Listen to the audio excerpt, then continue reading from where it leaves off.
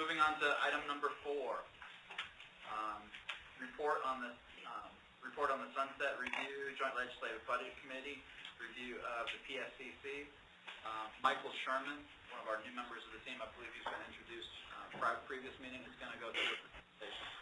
Yes, thank you, Aaron. I do have the enviable opportunity here to report on two really important interactions we've had with the state legislature over the last month. The first being the Sunset Review, which relates to the purpose and efficacy of commissions such as the PSCC, and the Joint Legislative Budget Committee, which relates primarily to budget aspects of agencies and departments such as the PSCC office.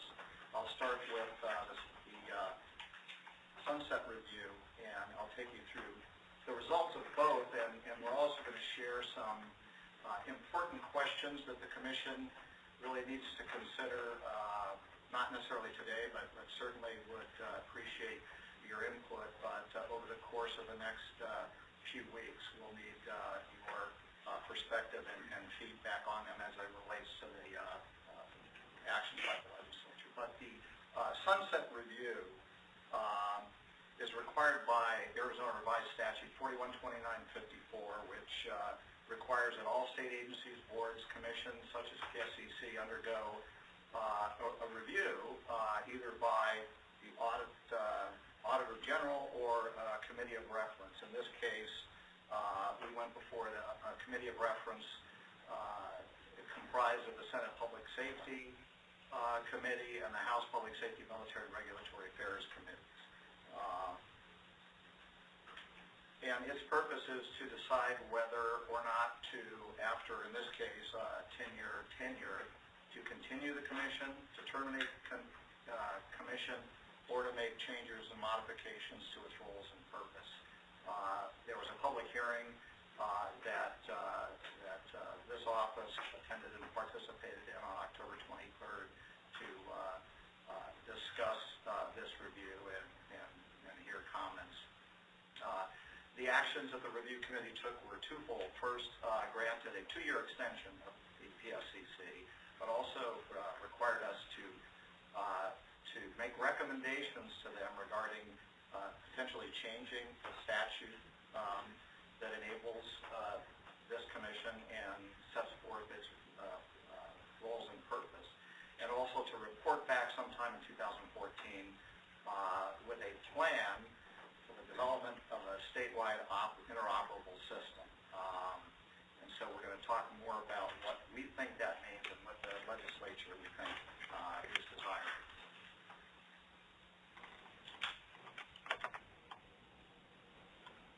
The JLBC interaction, first, ADOA is required to submit an annual report to the JLBC. Since we do use general funds money, we're required to go before this body. They technically cannot approve or deny funding. Rather, they have the authority to grant either a favorable or unfavorable review of our annual report. And then if unfavorable, would have the option to refer us to, or refer any future funding requests to the legislature, the appropriate committee of the legislature in the next session. They did grant us a favorable review on October 29th, but with a great deal of discussion, and many of those discussions points were common between the Sunset Review Committee and the JLBC. And Aaron, I asked you, I haven't been a participant in both of those. If there's anything that you'd like to add as we go through this, please. Absolutely. Please do so. What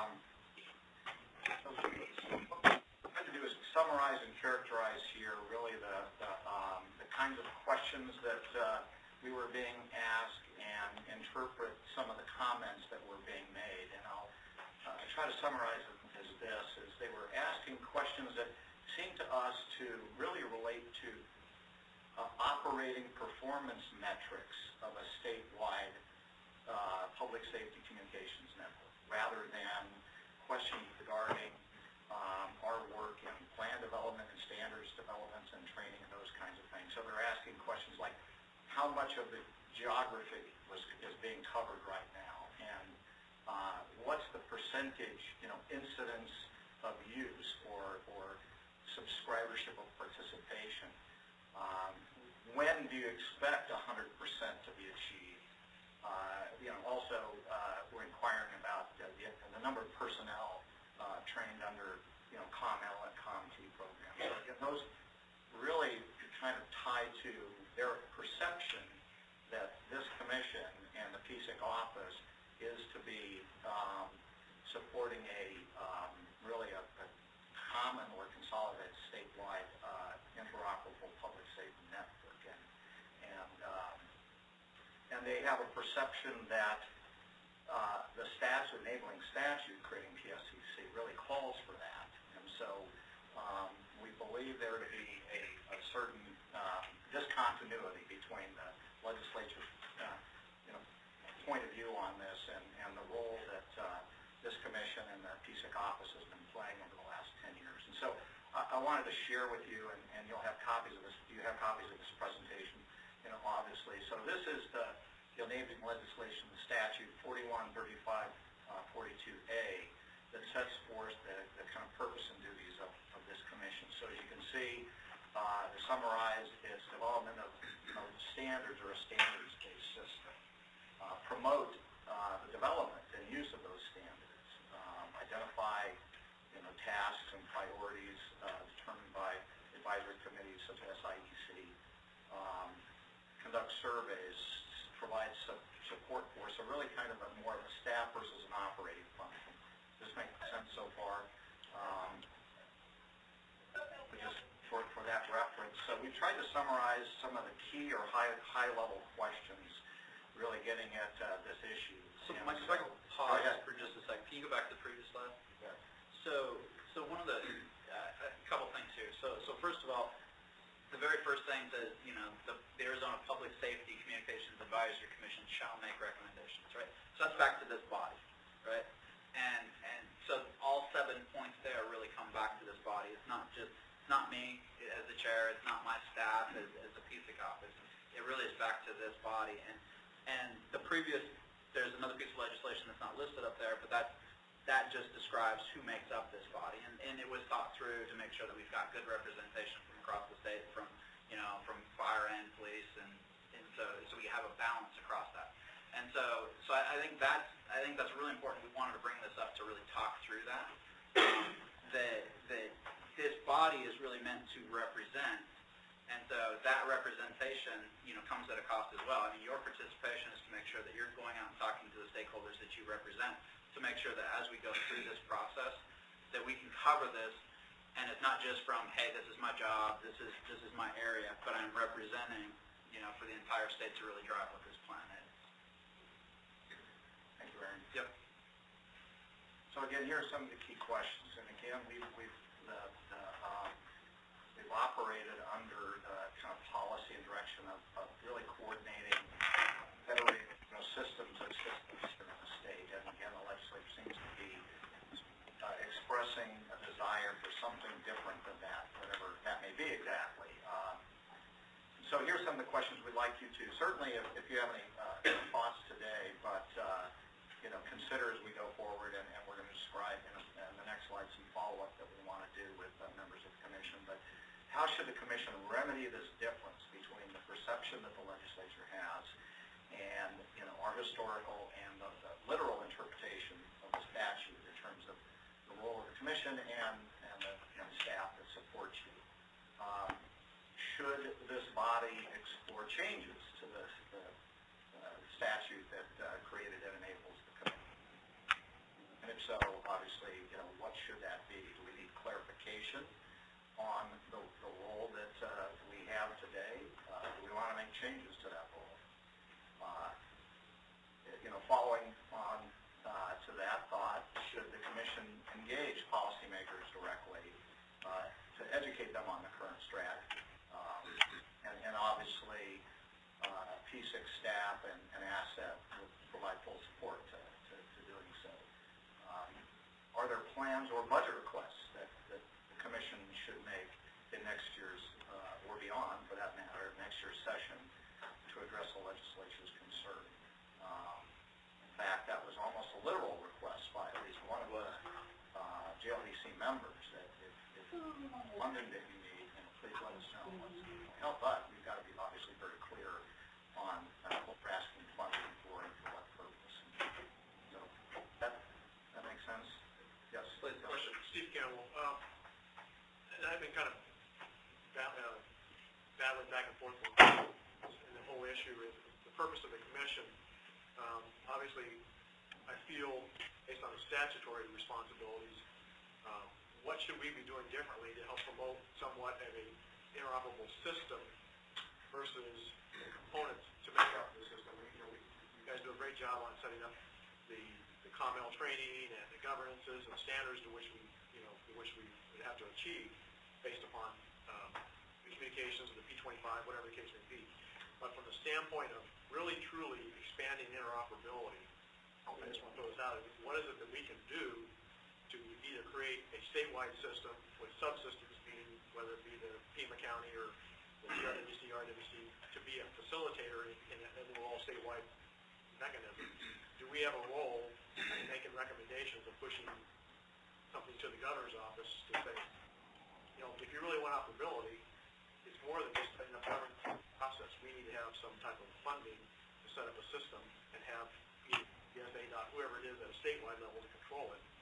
And it's not controlled here at our levels, but it's controlled by an agency, and then help facilitate those agencies to come on board with the other subsystems. So the question is, in a roundabout way, is should we be playing a larger role in pushing recommendations either through staff to say, we need to have a system. Now, how much is that going to cost us to put together, and then make recommendations either?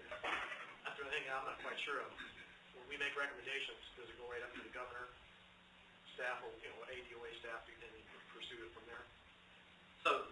So through recommendations, the plans, the governor has a policy advisor that we normally meet with and brief them on, this is what's going on, these are what the issues are, here's what some recommendations are, stuff like that. We do absolutely have that ability to escalate through that, meet with the Deputy Chief of Staff Operations, meet with the Chief of Staff, and, depends on what it is, it'll absolutely roll up to the governor's office. But Steve, you hit it right on the head. I mean, I think we've been working under the premise of, interoperability, standards, statewide plan. There was a lot of federal grants available for training. There's been a lot of different opportunities over the past, 9 years. And that's exactly what boiled up the legislature. And it started with this, okay, but what percent is it complete? And it was really two separate, I felt like we were on completely different pages, right? It's like, okay, we've got lots to show, there's been a lot of work, there's been, progress on plain talk, there's been progress on interoperability, there's progress on standards, right? But looking at, and it took me a while to really understand where they were coming from their perspective as an outsider, looking at this, what percent's done? How much do you have left, and at what point is it complete? So we're not on the same page right now. That's a big problem. And so is it continuing on our path but educating them why this is the better path, or is it shifting this path to do something different? And how do we work with this group to work with our stakeholders, to work with the governor's office to escalate? This was, in fact, at least the JLBC, for kind of the second year that the same questions have come up. So I think it's really just. Yep. And I think a lot of it is education and explaining what an interoperable system is, and we call it an interoperable system, but we're really talking about lots of systems that are in place by agencies around the state that do many different functions, and applying to them standards and training and policy to make those systems interoperable. And we know that there's more than just the parts and pieces of a system that play into interoperability. And so we can, and we have, every agency in the state has a radio system that is operable for that agency, and they're all in transition. Every agency improves their radios all the time, buys new subscriber equipment, buys new repeaters, and those are purchased with interoperability in mind. I think what the PSCC has to do is to continue, and standards were set years ago,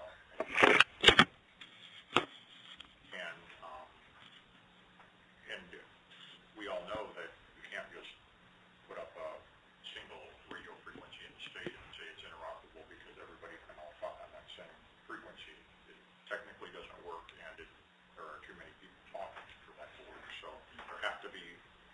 training and policy that goes along with that.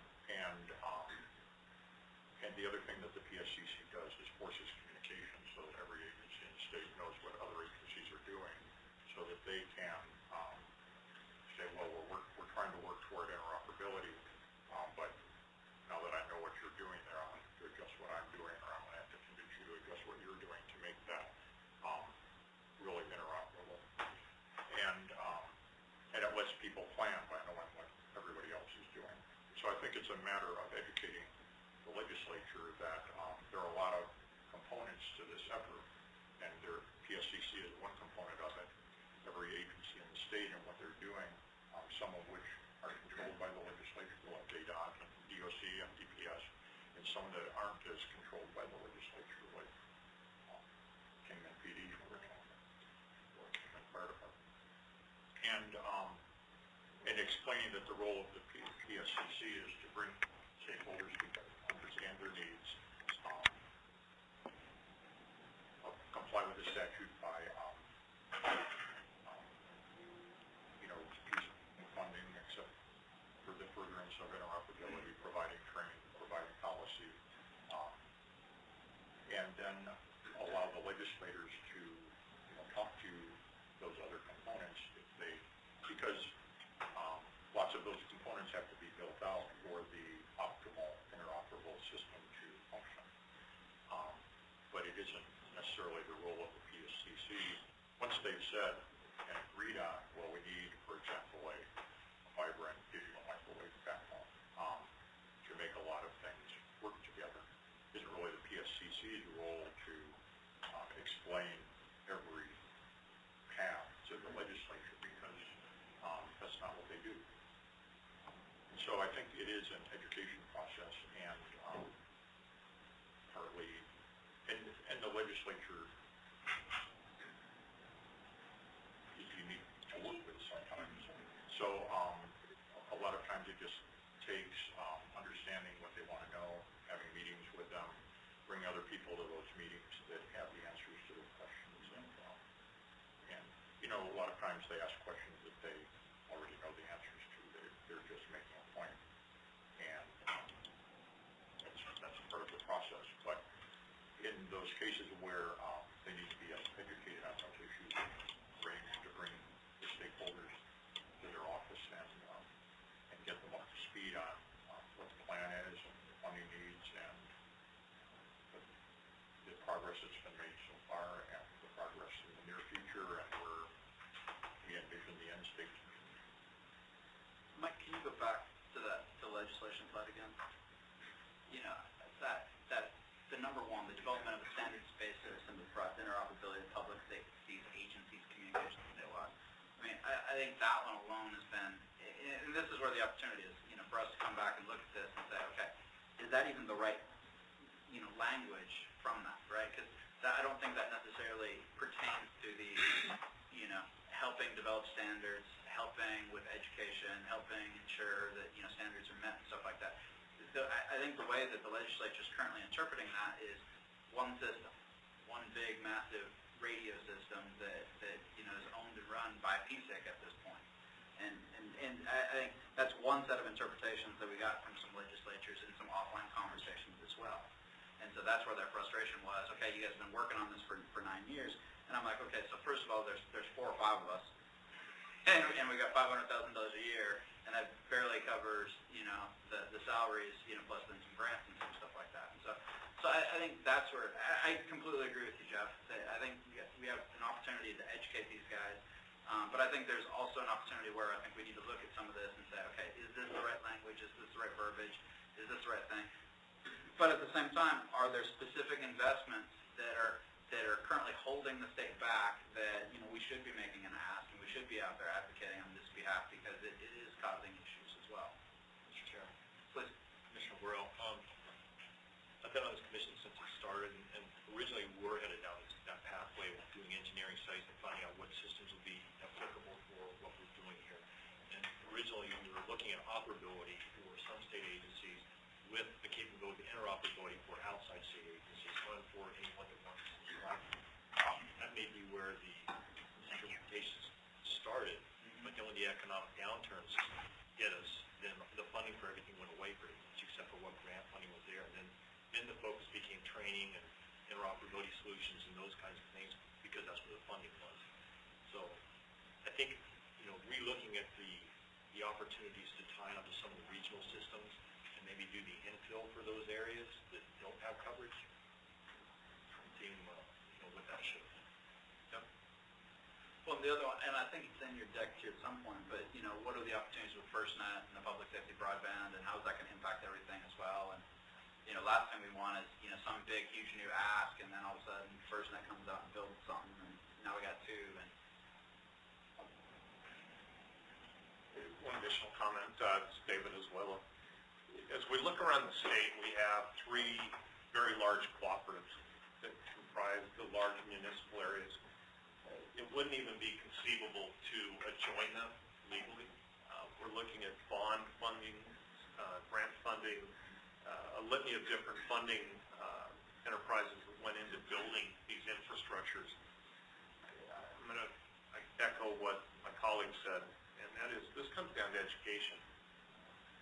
Would we be remiss not to be looking at the future and how we could grow the network and how we could ultimately create a statewide interoperable communication capability, not necessarily one large organism, if you will, but certainly I think we would be remiss if we weren't looking downrange at how do we all communicate eventually. But joining the existing cooperatives, I don't think that's a feasible alternative. Yep. Okay. Mr. Chairman, please. Just real quick. Yeah, and I agree with you, Steve Gill. To join all the subsystems together is not the feasible way. However, I'm going to go back to the very basics. And we've had recent examples that we can fall back onto is when assets come from Tucson to go to Prescott, to go to Flagstaff, and we can't communicate with that. We should be able to jump on a statewide system somehow to have that interoperability. And I think that's one of the things that if we focus our efforts, a system, we have to define the system. You know, we talk about standards, you know, standard-based system. The whole goal should be is whatever an asset comes in from southern Arizona that goes to northern Arizona to assist, how do we connect the two? And one of those areas may be that statewide system. Even though they're operating off another system, they can still be turned on and joined by a common interoperable channel. Ultimately, that's what we're trying to do to protect the police and firefighters and first responders if we have to have a major disaster. Excuse me. And the only other point that you brought up FirstNet, and I think we need to be clear with the legislature, especially that FirstNet is not a solution to land-based voice communication. Absolutely. And that's what police and fire agencies and other public safety agencies rely on to do their job. And we've all been on cell phone. We drive through Wikiup, and that isn't the communication system that we're fully supportive of that system and the ability that it's going to give people for data and lots of other things is great, but it's not going to replace, at least with today's technology or technology envisioned in the near future, not going to replace voice radio, which is what fire and policemen and other public safety agencies absolutely want to have. So, Well, in terms of next steps, I mean, obviously, pardon? Yes, anyone on the phone like to express a point of view on this?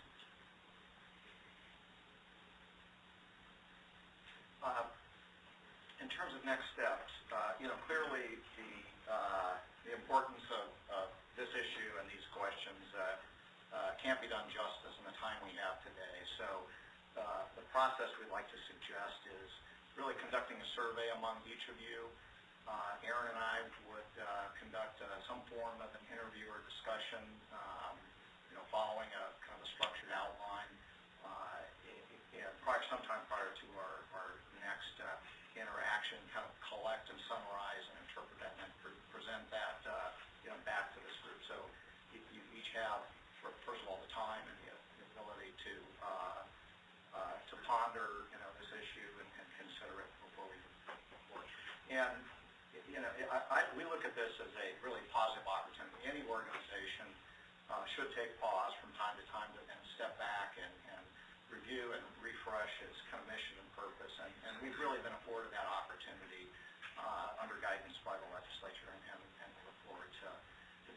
important to the PSCC office. Obviously, I'm fortunate that I had the ability to come in and inherit such a wonderfully trained and dedicated staff to the subject. And there's some important work we want to do, but really we can't do until we've got clarification on this guidance. I know, we'd like to, for example, move forward in refreshing the SCIP, but clearly some of these issues have to be resolved before we can develop an accurate and thoughtful and purposeful statewide plan. So if this approach makes sense, then we'll be contacting you sometime in the next few weeks and scheduling a block of time with you, either in person or on the phone. And again, we'll get it online ahead of time. But in the meantime, if there's any kind of critical issues or questions that you don't think we've kind of posed or framed today, please let us know and feed those back to us so we can include it in this data collection step. Unless there's any other questions, then I'll turn it back over to Justin. Back to me. Thank you, Mike, for that.